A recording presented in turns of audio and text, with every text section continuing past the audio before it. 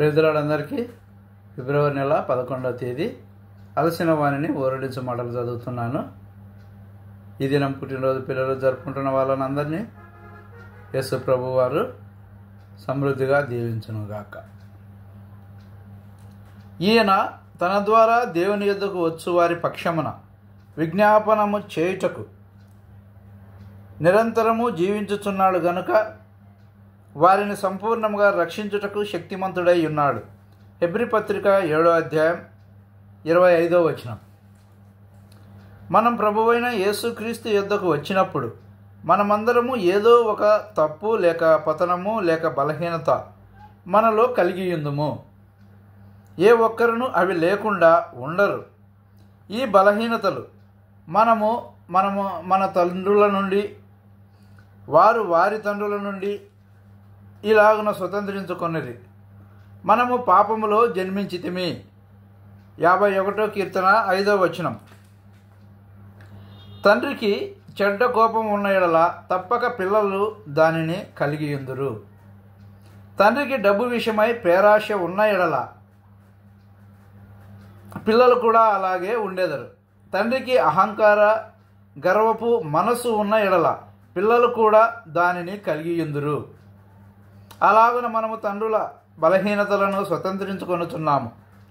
మనము సంస్కారం ద్వారా, కన్నీళ్ల ద్వారా, ఇతరమైన వాటి ద్వారా మన బలహీనతలను జయించలేము. అయితే దినదినము మనలను మనము తగ్గించుకొని మన పతనములు బలహీనతలను ఒప్పుకొనుట వలన యేసుక్రీస్తు ప్రభువు మనలను రూపాంతరపరచును.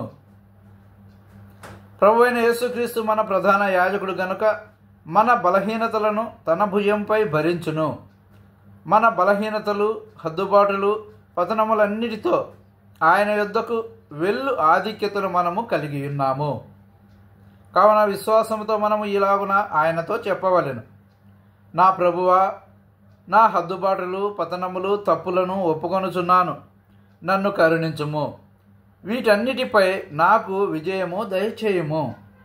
మన ప్రధాన యాజకుడుగా ఆయన మన భారములను కూడా భరించును. 1 పేతురు పత్రిక 5వ అధ్యాయం 7వ వచనం.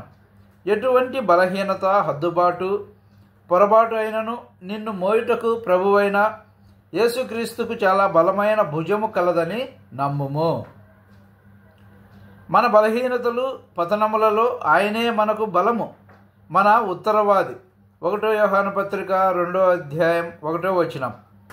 ఆయన విజ్ఞాపన ద్వారా మన హద్దుబాటులన్నీ దైవిక సుగుణములుగా రూపాంతరపరచబడును. హెబ్రీ పత్రిక 7వ అధ్యాయం 25వ వచనం. ప్రధాన యాజకుని ఏఫోదులోని బంగారు, నీల, ధూమ్ర, రక్తవర్ణముల సన్నపు నార వస్త్రములు ప్రభువైన యేసుక్రీస్తు యొక్క ఈ సుగుణములకు సాదృశ్యముగా ఉన్నవి. ఈ వస్త్రముల ద్వారా మన జీవితంలో క్రీస్తు యొక్క సుగుణములను ఎలాగున అలవర్చుకొనగలమో దేవుడు మనకు చూపించుచున్నాడు. 5 అను సంఖ్య కృపకు గుర్తు. మనము ఇష్టపూర్వకముగా ఆయనకు లోబడు కొలది దైవిక సుగుణములు మనకు దయచేయబడను. ఇచ్చట బంగారము దైవిక స్వభావము గురించి మాట్లాడుచున్నది. దాని ద్వారా మనము పరలోక విషయములను మరియు బయలుపరచబడిన క్రీస్తు యొక్క సుగుణములను తెలుసుకొనగలుగుదుము. బలమైన విశ్వాసముతో శ్రమలు, శోధనలను సహనముతో సహించినప్పుడు ఈ సుగుణములు మనలో కనబడును. 1 పేతురు పత్రిక 1వ అధ్యాయం 7వ వచనం. నీలి వర్ణము దైవిక జ్ఞానము, ధూమ్రవర్ణము ప్రభు యొక్క అధికారము, రక్తవర్ణము ఆయన ప్రశస్త రక్తము మరియు పేనిన సన్ననార మన ప్రభు యొక్క పవిత్ర జీవితమును గురించి మాట్లాడుచున్నది. అందరికీ వందనాలు. Thank you.